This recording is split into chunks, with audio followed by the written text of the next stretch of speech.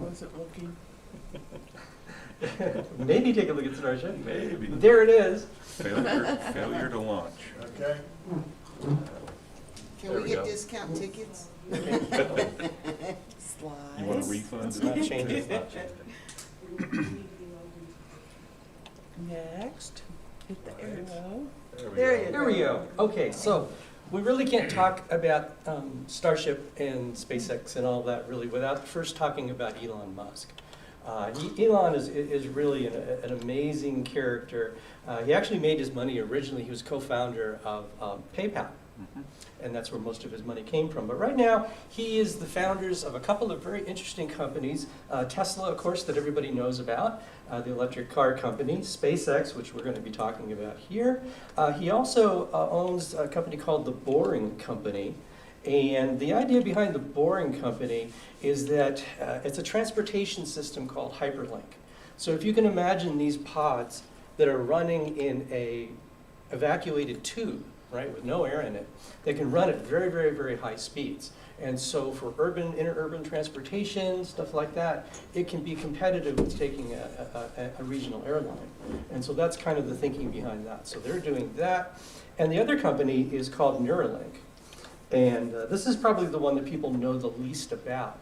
Neuralink is working on a direct digital interface to your brain. Sounds a little scary, but think about it. If it's successful, they'll be able to fix blindness and actually give you better eyesight than normal eyesight would be. They can give you hearing back. They can correct a lot of brain problems. And eventually, his idea is that he wants to connect us all to the internet. Mhm. And if you think about it, in his view, we're partial cyborgs already. We have our phones right next to us. We're constantly looking at them. The big problem is bandwidth, right? We communicate with our thumbs. So compared to what computers can actually do, that's a very slow. So he wants to bring that connection directly into your brain. We'll see how that works out. I can see positives and negatives to doing that. But at least I hope we'll have a choice. That's the main thing. Next slide. Okay, so getting back to SpaceX. Yeah, Elon is serious. He wants to go to Mars. And he wants to die on Mars, just not on impact. So that's really the whole impetus to what is going on with SpaceX. And we'll get into that a little bit more down the road here. But keep that in mind as we go along. Okay, so SpaceX, I believe, was founded in 2002. And they first flew their Falcon 9 rocket in 2010, which is a reusable two-stage rocket. And it's amazing in its reusability, because Elon, from the very beginning, understood that if space travel was going to become more than just an occasional thing, but it was going to become a part of everybody's life, that you really have to drive the cost down. And the only way you can drive the cost down is by making reusability really the prime thing. And they've done very well with that. As of December 21, one of their boosters has actually completed 10 flights. It's been reused 10 times, which was their goal, and it really is an amazing thing that they were able to do it. They've also developed another spacecraft, Crew Dragon. And this spacecraft is beautiful. It seats a total of 7, can support a crew for 10 days on orbit, and it can also remain docked to the space station for 210 days. And if you see the inside of one of these things, it is the direct opposite of an Apollo command module. It is just clean, elegant, modern. It has a beautiful touch screen. It's just amazing. It really is a very modern, very futuristic looking spacecraft. And there's 2 of them that have flown people. They've done 2 flights each as of right now. And the flights were very successful. So not only have they developed a reusable rocket in the Falcon 9, but they've also developed this wonderful spacecraft, Crew Dragon. But as we all know, getting there was not easy. I don't have sound. Why don't I have sound, Warren? And why? You need to plug your brain in. Oh, I don't. I do. And getting there wasn't so getting. That's why nobody laughed at this slide because you weren't seeing it. We were seeing it. Okay, so getting there was not easy. Next slide. And we still don't have sound. Oh, You can add No sound? you can do sound effects. We'll take them. Boing. Boing. There we go. Oh, wow. Uh-oh. Holy moly, mama. So where did these happen? These happened in mostly. I'm not sure. Weren't they in California? I think it might have been California. Yeah. Maybe some from the Cape. Oh, jeez. Oh, Wow. that's Okay. Almost. interesting. I don't want to take it. Didn't go far. Why did that stop? I don't know. That's a great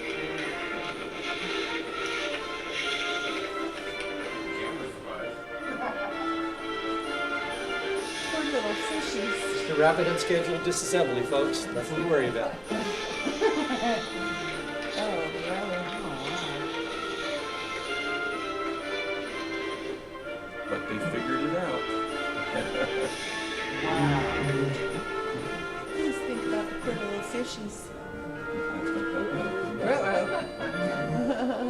Oh, my. So even when you land, it's not over.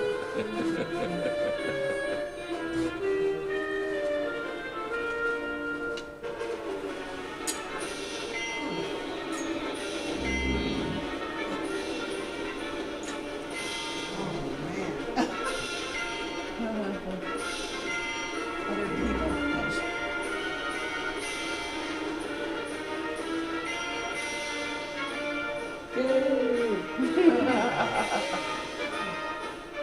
Uh-oh.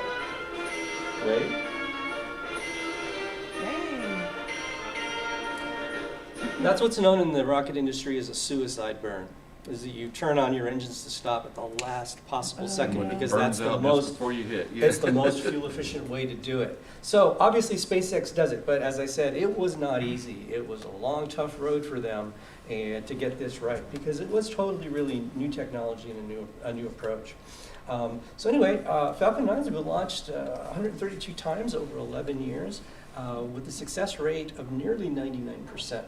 Which, considering the fact that it is such new technology, that's really amazing. They've done 3 manned crew exchange flights with the ISS, so we're not having to use the Soyuz and pay the Russians for the privilege of that. They've done cargo resupply, Starlink deployments, and Starlink is SpaceX's space-based internet system, where they have hundreds and eventually thousands of these little satellites that are going to act as internet relays. And so you can deliver high-speed internet anywhere on the surface of the globe practically. So if you're in a rural area that has DSL or nothing, or in deepest, darkest Africa, wherever you might be, that's great. So hopefully that will work extremely well. And we've done the first all-civilian mission. I don't know how many of you are aware of this, but it was called Inspiration 4. And in that Dragon spacecraft that I showed you, SpaceX flew 4 civilians. They were not astronauts.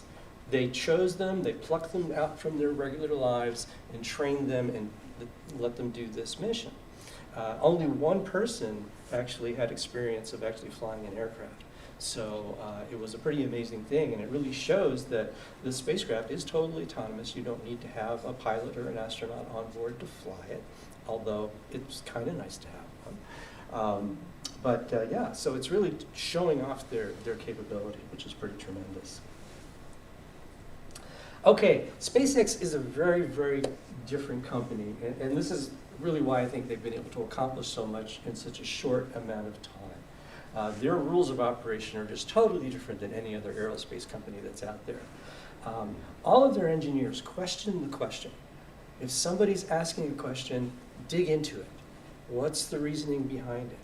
Reason from first principle. Okay, we need a part to do this. You start at the very basics and work up. Don't take what you assume and what you know. Kill your darlings. We all have our little favorite things that we do. And engineers are like that too. They have specific ways that they're kind of used to accomplishing certain designs and certain tasks. Forget about that. Start with a blank piece of paper. Undesign. The best part is no part. Think about that. If you don't have the part, it can't fail. It can't cause problems for you. So you want to minimize your part count as much as you can.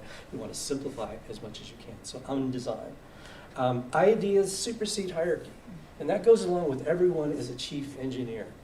In SpaceX, if you're the janitor and you're an intern, you have a good idea, it will be heard.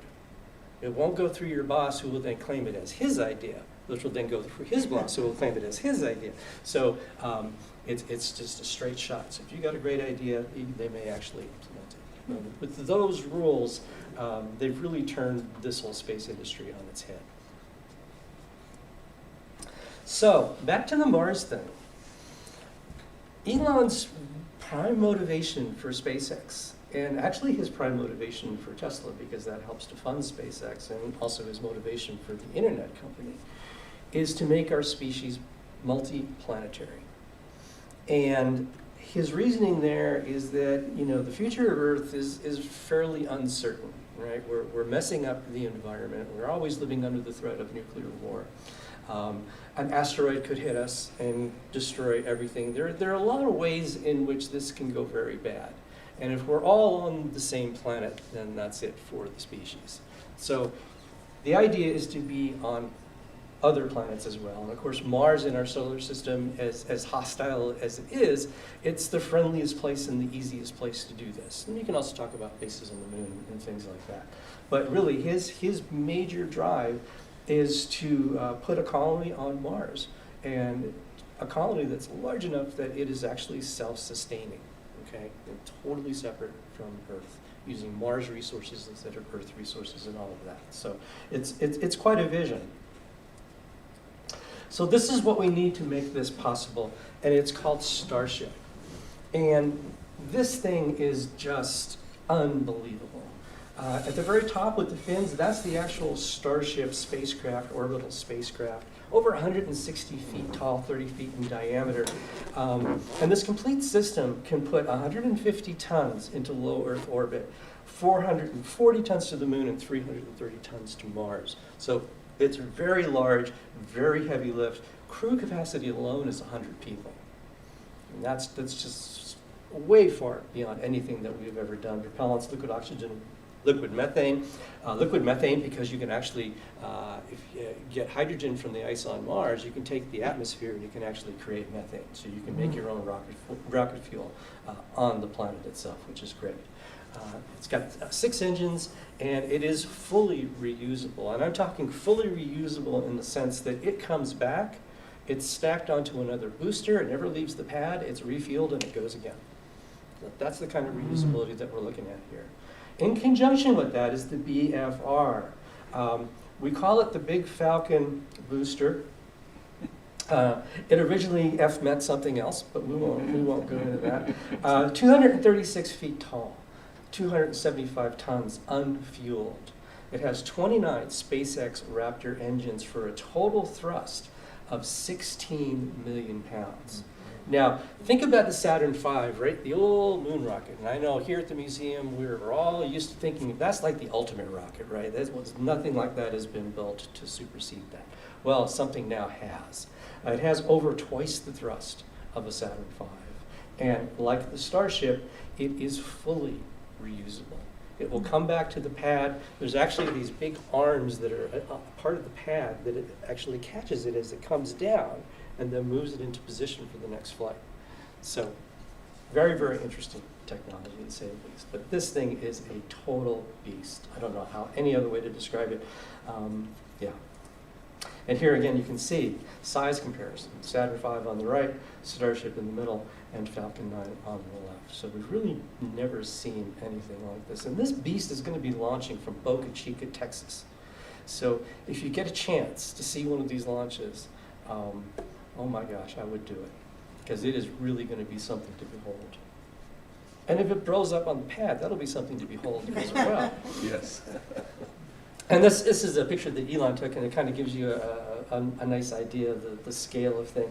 They actually did a test stacking of a prototype booster and a Starship back a few months ago, and that's when this picture was taken, just to make sure that everything fit together and that all of their systems could handle it. And in a couple of views there, you can see those 29 Raptors at the bottom. The ones in the outside ring are the vacuum engines. They have much larger exhaust bells than the inner engines, and the outer engines are fixed. They don't move, but the sea level engines in the middle, they actually gimbal, so that's what actually controls the direction of the rocket. The last time we saw this many engines on a rocket was with the Soviet Union's N-1, which was their version of the Saturn V. That did not work out real well for them, but I think our technology has gotten to the point to where I don't think we're going to have the problems with that many engines that they did. And actually, the way to think about it too, with the Saturn V, you got 5 engines. 30 seconds after liftoff, you lose one of those engines, it's not going to be a good result because you don't have enough thrust left to keep going up. So it would be an abort. When you have 29 engines, you can lose 3-4 engines. You're still going to keep going up. So actually, you can think of it actually as just a more redundant system than even the Saturn V had. Okay, so Starship. Back to Starship, because the way it's going to come back is very different from anything else that we've ever done before. So the early part of entry at Mach 25, 17,500 miles an hour, is going to be very similar to what the Space Shuttle did. It's going to be coming in belly first until it slows down enough to go subsonic. At that point, it is going to flip over flat. Think of a skydiver. You see these fins that it has on the front and the rear. When a skydiver is plummeting down to Earth, if you put your arms and legs out, he gets real flat to the airstream, creates a lot of drag and slows down. If he tucks in his arms, then he starts going down like a bullet. So really it's kind of emulating that skydiving position, and those flaps, those little fins, are there. They're constantly moving, keeping the thing flat as it's coming down. So you have maximum drag. It does a really good job. You don't need parachutes to slow down. Just the body of the vehicle itself coming to terminal velocity will slow down. Then at the last moment, it has to reorient, flip vertical, and land on the pad. Okay, not seen anything like this before. So this was really the main thing that they needed to test. Didn't really need to test the booster because it wasn't doing anything different than the old Falcon 9 was, but this was truly special. And so the first test, they call it a hop test. I like to call it kind of grain silo fly because that's kind of what it looks like to me. But what you're looking at here, this is the main cylindrical body of the Starship without the nose cone and without the fins. And there's just one engine installed in this test article. And well, let's see what happens. 4, 3, 2, 1.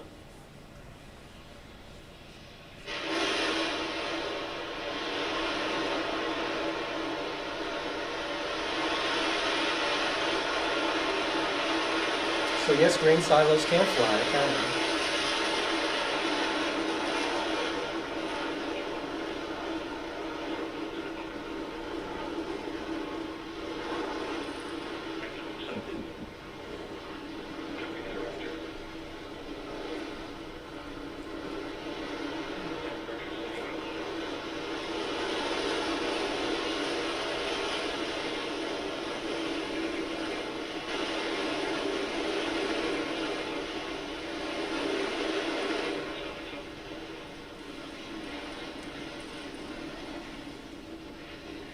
And so there you are. So they knew that at least that part was going to work. They knew that they could control it and they could leave the pad and come back. So the next test flight was Starship number 8, SN8, and this was the first full-up attempt to bring the entire Starship. You have a question for me?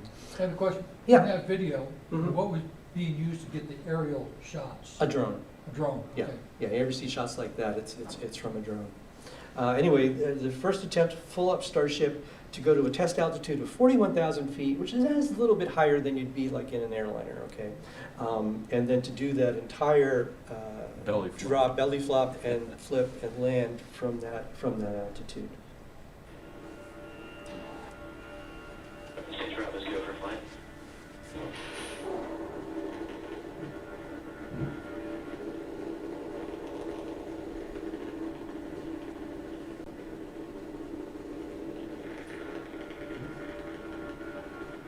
In case you're wondering what this thing is made of, it's all stainless steel.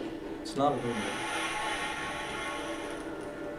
So for spaceflight, would they be using the same kind of stuff they have in the space shuttle back, the ceramic kind of times? Yeah, we'll talk about that in a bit. I was just So there we are, just about ready to shut down the last engine. And now it has to go from vertical to flipped over to flat. It's wild to see it. Which if you did that with any other rocket, it would just Break up. get torn apart.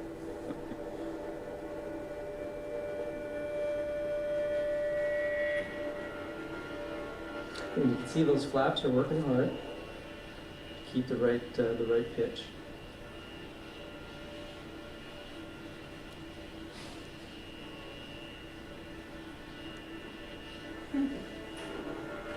And amazingly, this part Pretty worked crazy. perfectly right out of the box. Yeah.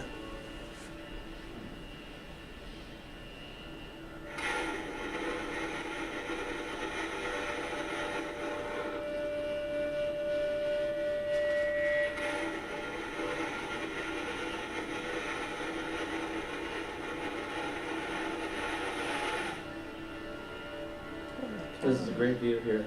Yeah, it's really good. Oh, it's so cool. It is.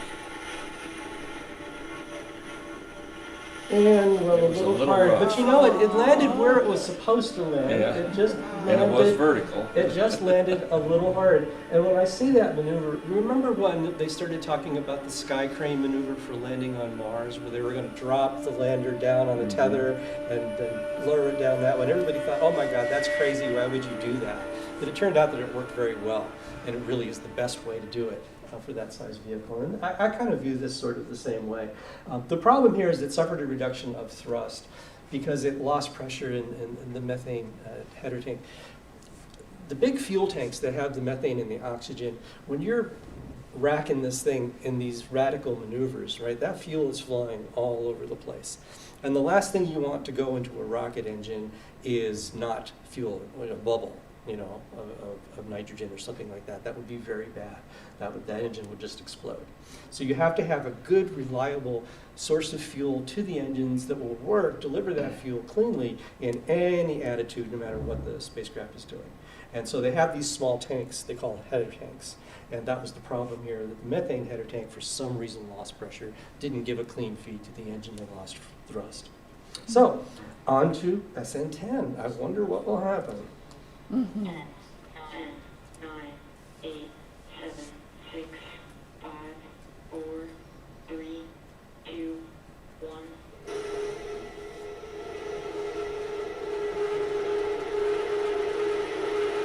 And you can really hear the great roar of those three engines in this particular tube.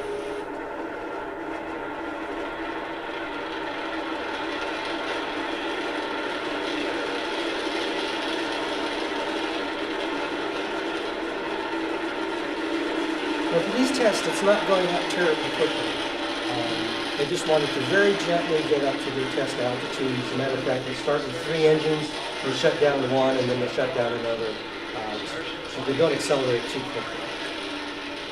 But usually they go faster. For a regular, if you're going to orbit, yeah, you're going to go as fast as possible. 4.5 minutes, we are handing off to the LOX tank. We're beginning to flip to horizontal. And the white cloud, the plume you were seeing was intentional. There's a liquid oxygen dump. We've now transitioned So to cool. horizontal and beginning the subsonic. And I remember when I watched this live and I saw this pitch down, I thought, oh my God, it's going to go down like a lawn dart. But eventually it flattened itself out. As we descend back to the It was landing okay. pad. I would imagine it'd be really excited if you were on board. Oh, yeah. 1.5 kilometers, we're preparing to restart 2 engines. Or what would the astronaut, they would call it sporty. Transition to 1 engine for the landing burn.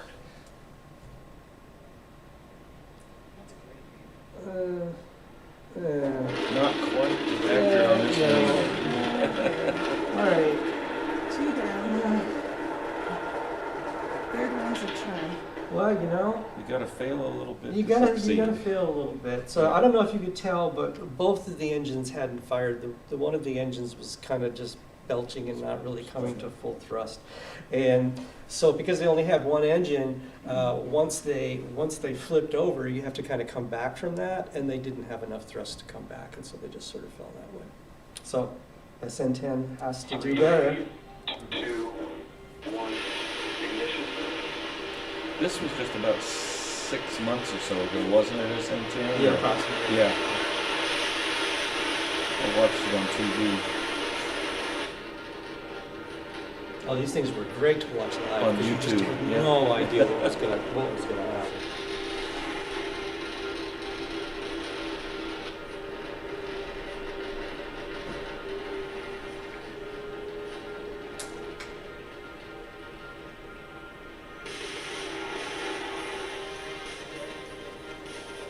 That's a great shot right there. I love that.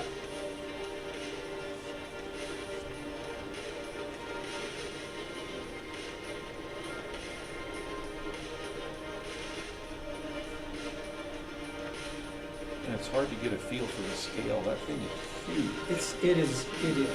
It's gigantic. And then the bat wings adjust as well. The bat wings, do they adjust to the? Yes, yeah, that's what's controlling it and keeping it flat to its motion vector.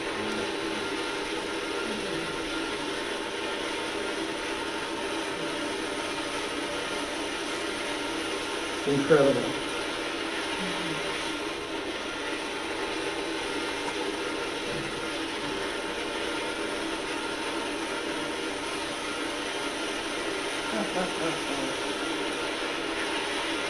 There you go. And there you go, touchdown. It had a fire after it, Absolutely amazing. It looked like a good landing, Yeah, then there was but the fire.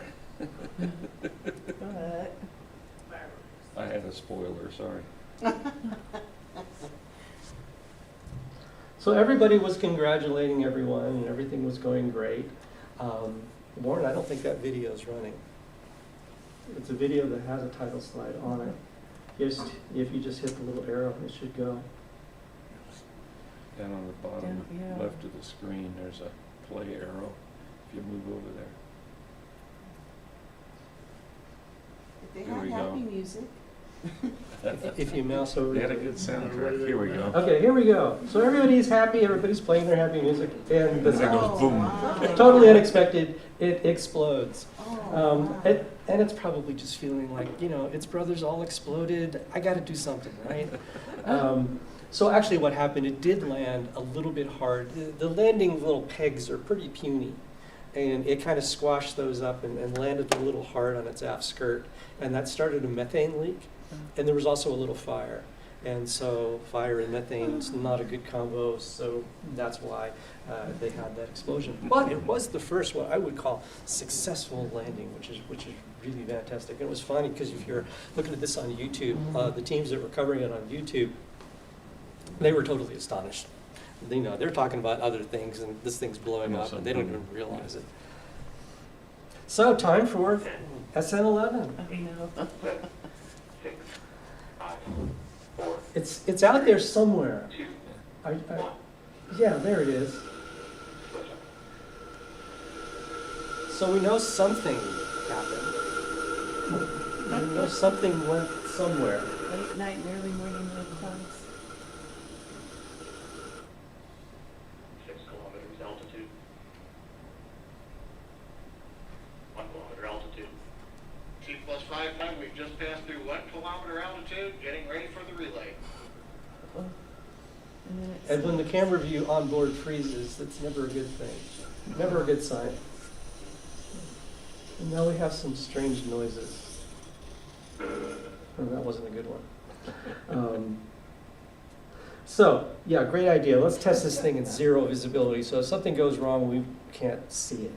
I question their reasoning on that. So I don't have what went wrong with that test, but obviously they had a problem at checking landing. IFR training. There you go, perfect. Maybe they just wanted to show that it could work in 0 visibility. It could work, be an all-weather spacecraft. I think the last time we did that was Apollo 12 when it got hit by lightning.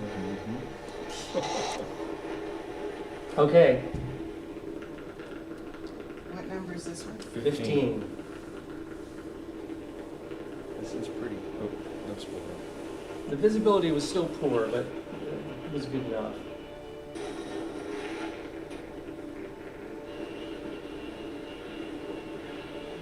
We don't care about no stinking clouds. No. Yeah. And I think you can tell from the inspirational music how this one turns out.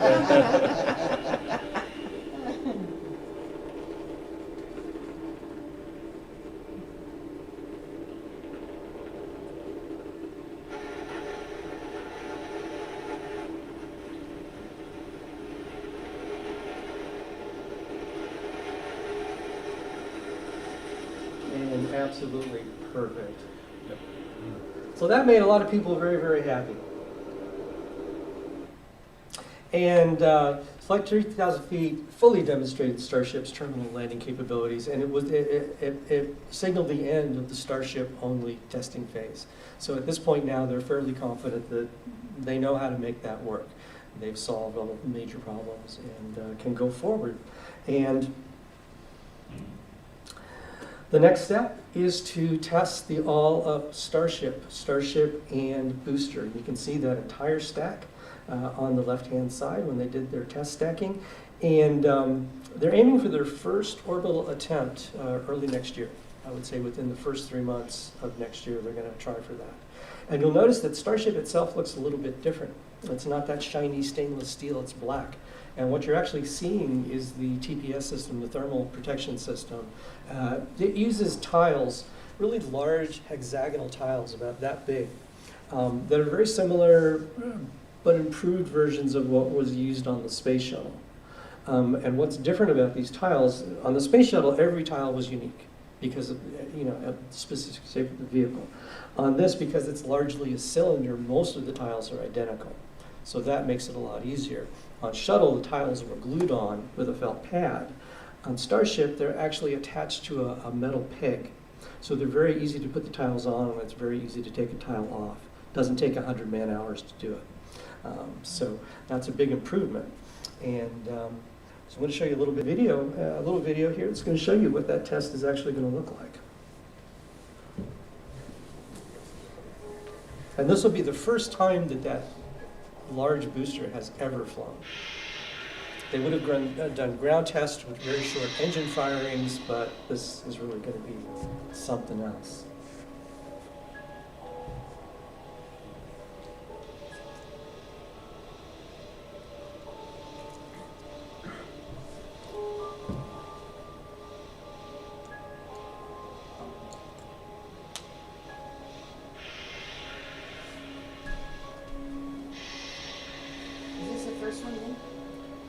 Is this the first one?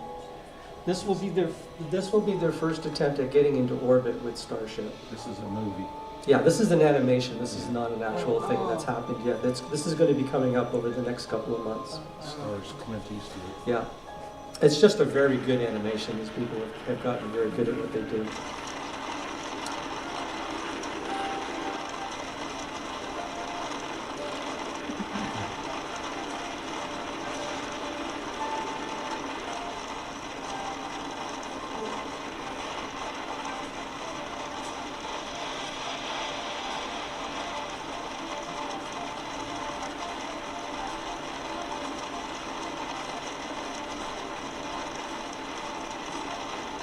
You're going to be able to see this thing from hundreds of miles away, I'm sure. Where's it going to take off? Boca Chica, Texas. Right down near the Mexican border, kind of at the tip, isn't it? Yeah. That compass? Yeah, way down there.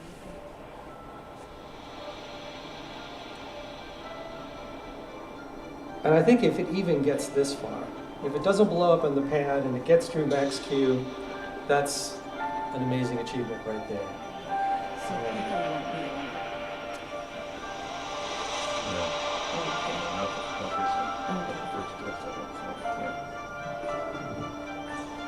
on And just like with the Falcon 9 now, that gigantic booster is going to separate, it's going to do a boost back burn, and it is going to return to the launch site. But not in this test. In this test, it's actually going to attempt a soft landing on the ocean, just to prove the capability that if there had been a barge there, that it would have successfully landed on the barge.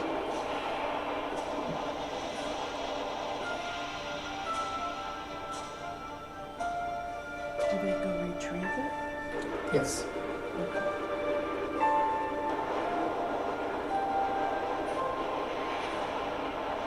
So really, the flight profile here is exactly the same as Falcon 9.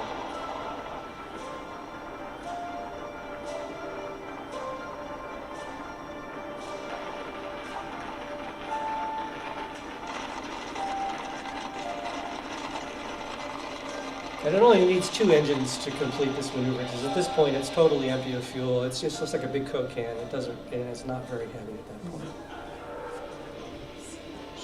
And there. That's what we hope to see. That's what we hope to see. If we even get that far, that will be really amazing. But while all that is happening, Starship itself is continuing its burn into orbit, 17,500 miles an hour. So at this point, there'll be a lot of different tests. They'll be looking at a lot of different things to see how it behaves in the orbital environment. And I'm sure working out a lot of other stuff.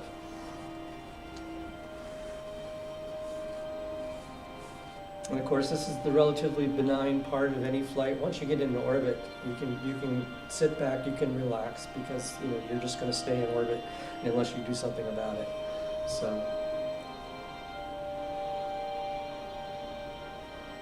What if space junk hit that? That wouldn't be good. That wouldn't be good. And apparently there's a problem right now with a lot of extra space junk because of a satellite that the Russians had destroyed in orbit. It's put, I think, 1,500 trackable pieces and probably many thousands of untrackable pieces in a polar orbit. So it was a problem for the space station, and it's a problem for anybody trying to get into low orbit right now. Didn't the space shuttle have an outer layer of one of its windshields cracked because it hit a paint chip? That happened more than once. Yeah. Yeah, when something hits you going that fast, even just something like a paint chip is explosive. Yeah. I couldn't believe that one. So, every other spacecraft before it, including the space shuttle, now it has to slow itself down to re-enter the atmosphere. And so it's going to reorient itself so the engines are pointed in the direction of flight. And it's going to do, because their engines are so large, it's a very short burn to deorbit.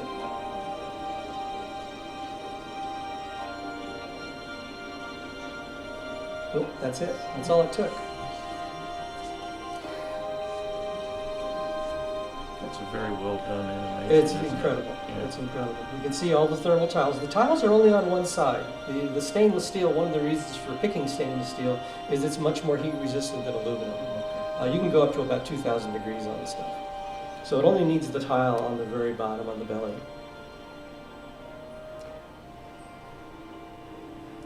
And this is the part of the flight, the reentry heating, that even Elon, I'm not sure, is giving it great odds of surviving. If it makes it through this portion, it will be truly amazing. But not a lot of people are expecting it to.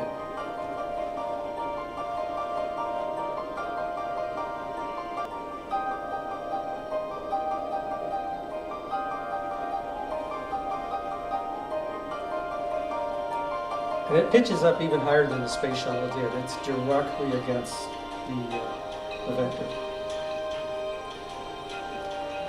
And now if we make it this far, well, it's kind of what we've done before, right? We do the belly flop maneuver, and use the atmosphere to slow us down, and do the flip, and land softly again on the ocean, because again, it's just a demonstration that they can do it. And this is going to be somewhere off the coast of Hawaii, I think. Is this video in the public domain, or is this some, okay. So what's the difference between this one and the one that took Captain Kirk? I'll take that question when we do.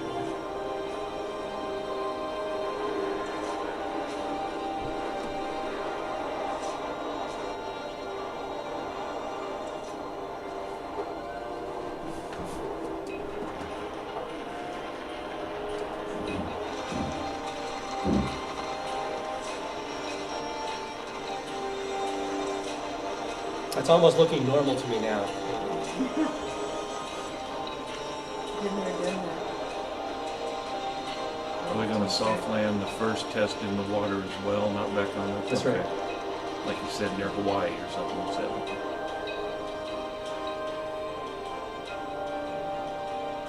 Very cool. Okay, so that's what's coming up. So all I can say is don't miss it. And if you have a chance to get down there and see it, I am very envious of anybody who does that. So that's not the end of the Starship story. There are going to be different variants of Starship.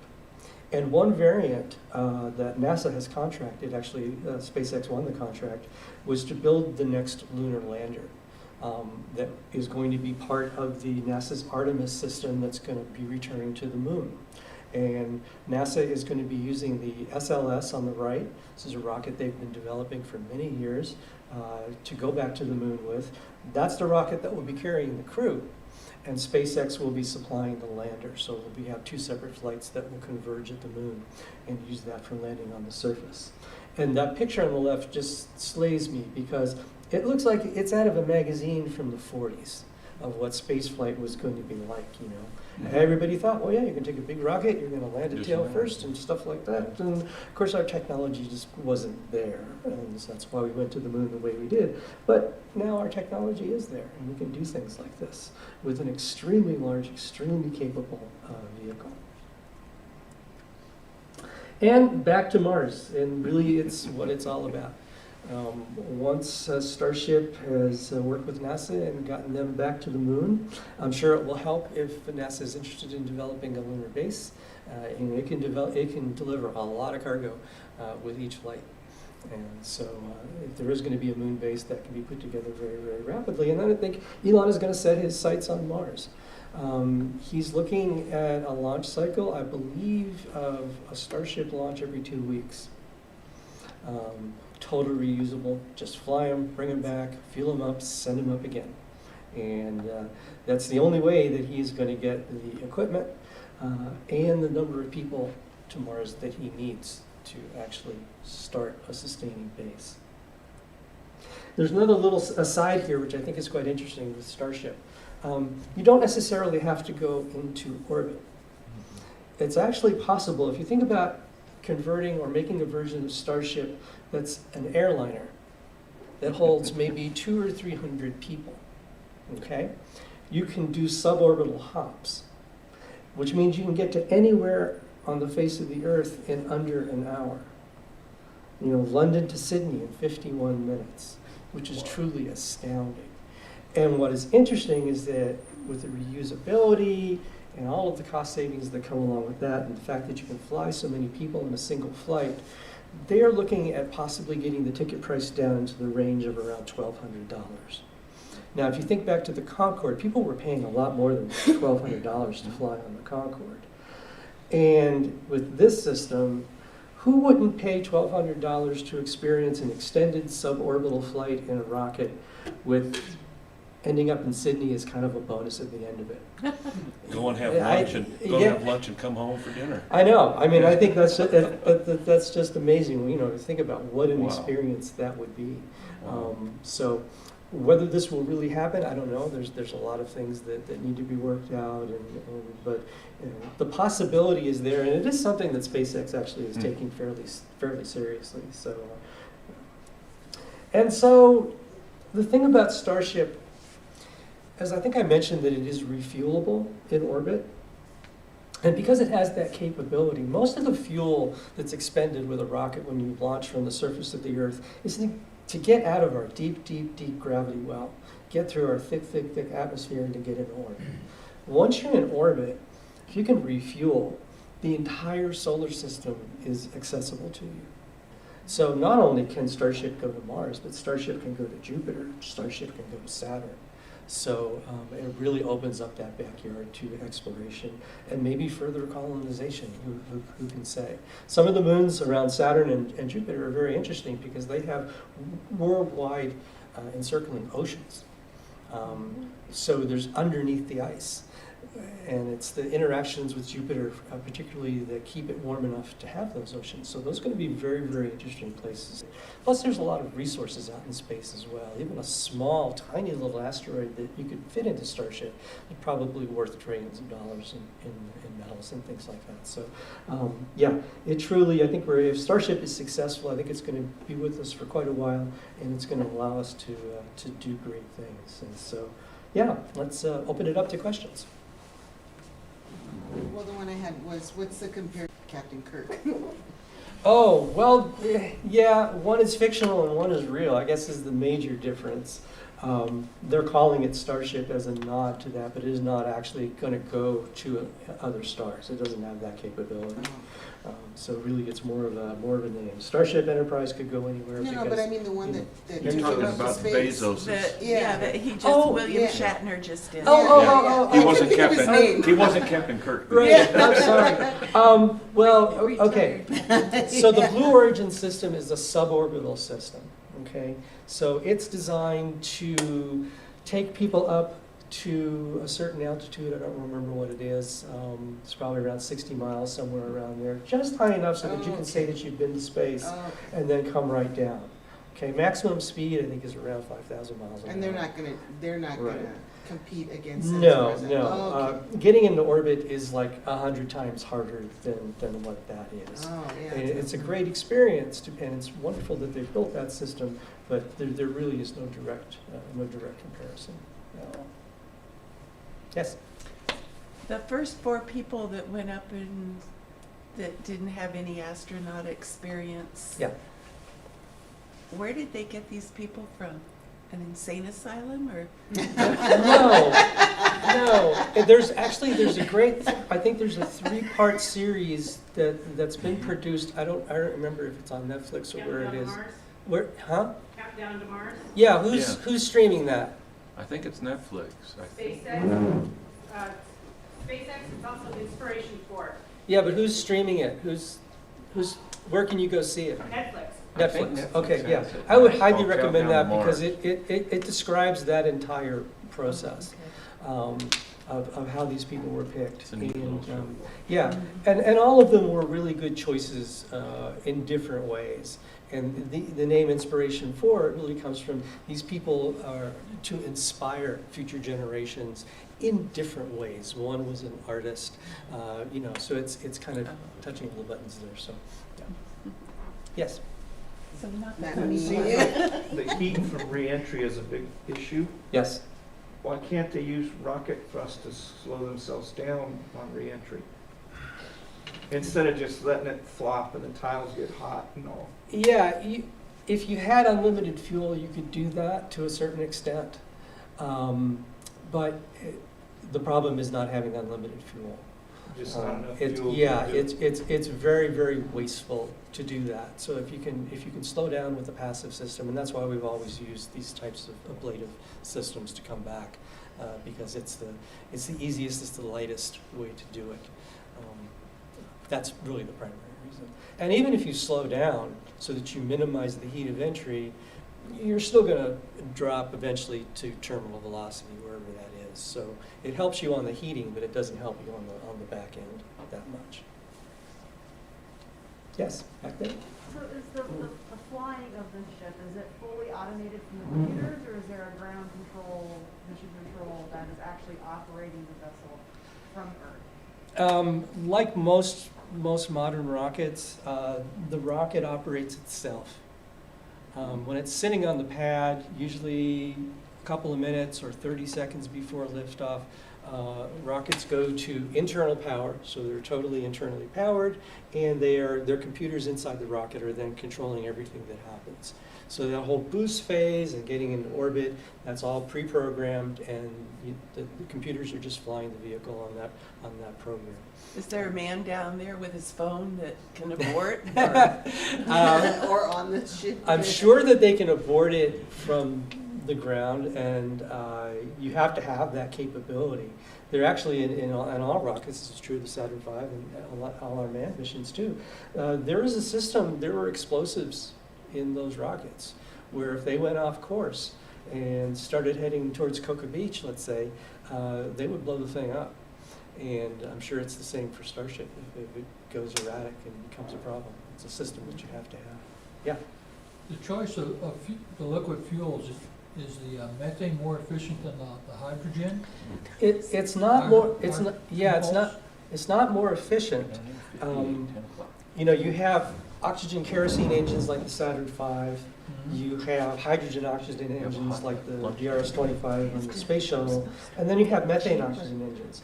And the reason that SpaceX picked methane, there are actually a lot of different reasons. Number one, it burns clean. Kerosene that's very sooty, and if you're going to have an engine that you're going to reuse and reuse and reuse, if you have fuels that burn clean, that really helps you quite a bit. The other thing is that, as I mentioned before, methane you can make on Mars. All you need is a little hydrogen and the atmosphere, and you can make methane. Okay, no problem. The other thing is, liquid hydrogen is extremely hard to handle. It's very, very cold. It's a very, very small molecule. It loves to leak through anything. And it's hard to keep liquid hydrogen long term in a spacecraft. The other problem is, because liquid hydrogen is so cold, so much colder than liquid oxygen, you actually have to separate the tanks. You can't have a common bulkhead, or else the oxygen will freeze solid because the hydrogen is so cold. So there's a lot of different reasons why SpaceX picked methane as the ideal fuel rather than the other choices. One further question: how do you ignite those? Like with the shuttle, basically you have big sparklers underneath the engine to get it to light. Actually, those sparklers did not ignite the engine. Those sparklers were just there to burn any excess hydrogen that was around the engines before they actually started up.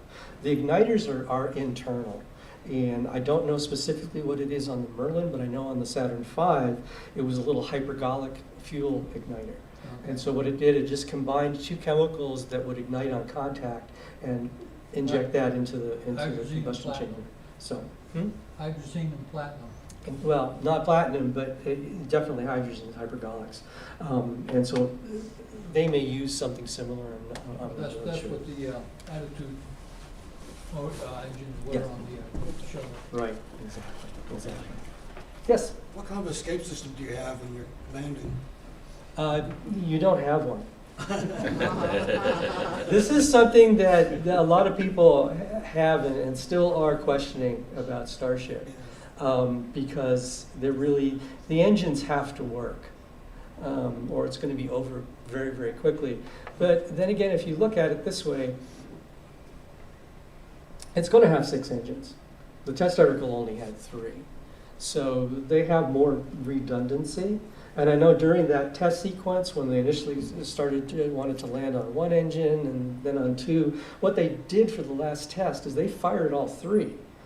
And then they said, okay, all the engines are good, and then they shut down the ones they didn't need. So that was kind of their belt and suspenders approach. But if you look at another spacecraft like Apollo, okay, the parachutes had to work. So that's roughly equivalent to the engines have to work. And it's just a belief in the technology and a belief in redundancy and the idea, just like on a modern jetliner, right? The stuff's going to work. And you can't really make the next step to complete reusability without taking that approach. Any escape system that would be viable, that couldn't potentially cause more problems than it fixes, would be so large and so heavy, it just would be, a non-starter. So to go on one of these rides, you have to sign a last testament? It depends. Yeah, it depends on your faith in the technology. I mean, once these things have flown hundreds and then thousands of times, I think people will tend to feel a lot better about it. Yeah, and like I said before, it's a sporty ride for sure. Any other questions? Okay, I think we're going to go ahead and wrap this up. Thanks for everybody coming. We appreciate your attendance, and thank you very much. Very good presentation. Thank you.